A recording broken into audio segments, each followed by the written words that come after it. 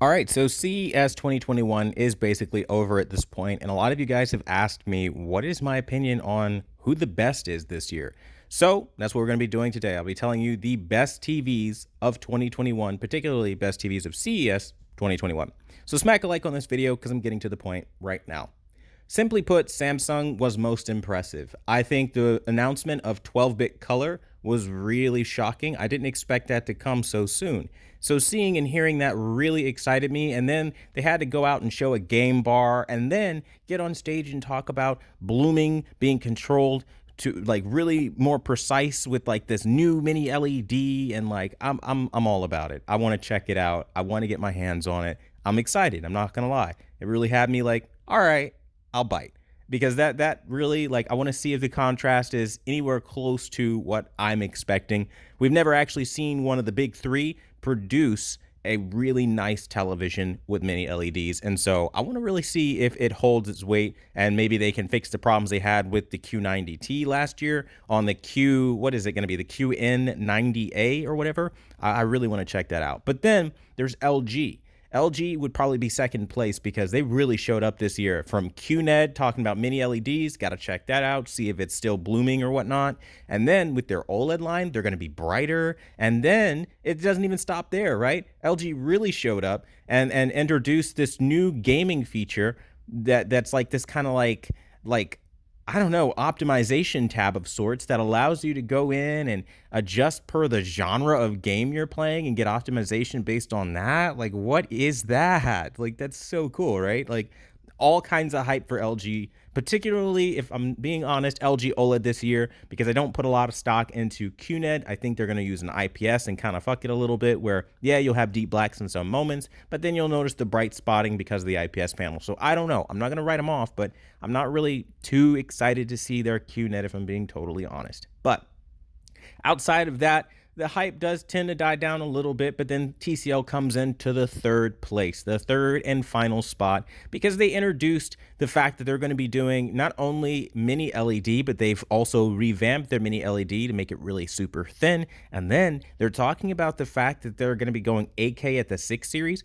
Even though I know 8K is totally stupid and it's a waste of time, it's not bad that they're trying to, at the very least, roll it on out at the 6 series level, which is always known for being the best value for the dollar. So we'll see what that ends up being. Does it raise the price? That's ultimately going to be what makes or breaks this move of theirs, but curious to see what they're doing. Now, the reason Sony didn't make it in this year is because, as you guys know, there's no secret, Sony has just been really garbage as of late.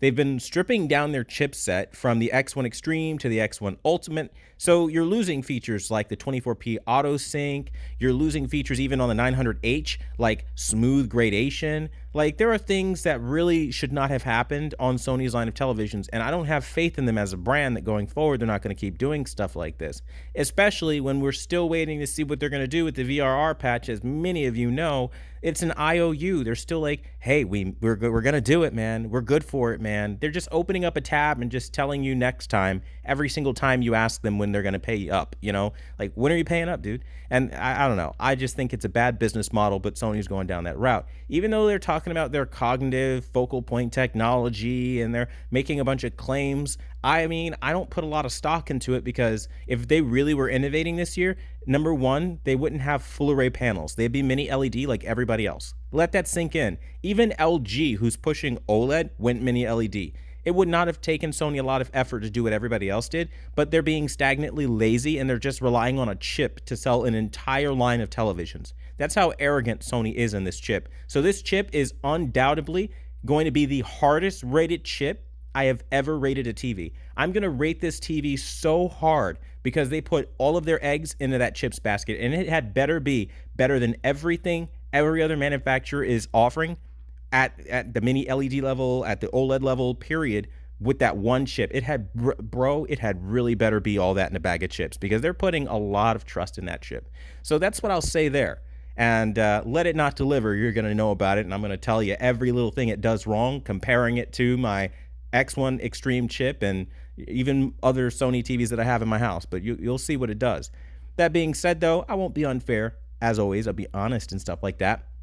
The reason Hisense didn't make the cut, they wasted everybody's time talking about a laser TV. Nobody wants that trash. Show us your lineup, or don't even bother holding the event. That was like a waste of really my time entirely. I didn't really get to see much of Panasonic, but I know they're not officially coming back to the U.S. There is no like we're coming to the U.S. via Best Buy or the bigger retailers that most of us would probably shop at. So honestly speaking, I'm not going to waste my time with Panasonic. If they don't want my dollars, I'm not going to beg them. You know what I mean? So then there's who else is there really? Vizio. Vizio was a no-show. They're just doing exactly what they kind of said they were going to do last year, rolling that 2021 collection over from 2020 into 2021. I think this is a damn bad move. Bad move, Vizio. It's going to really eat them alive as these mini LEDs start outpacing them. These cheaper OLEDs, these 42-inch OLEDs from LG, start outpacing Vizio. Just you wait. Vizio made a big mistake by not showing up with new TVs this year. They better hope they have something planned for later on, because this is not going to go good for them at all. But that being said, I mean, there's not really a whole lot more, is there? I mean, really, the big winners are Samsung and LG. Those two really caught my eye, and I'm most excited to see what they have to offer. But I want to hear what really excited you the most at CES 2021, and let me know down in the comments down below. Thanks for watching the #1 brand in honesty, and until the next video, I'll see you guys later.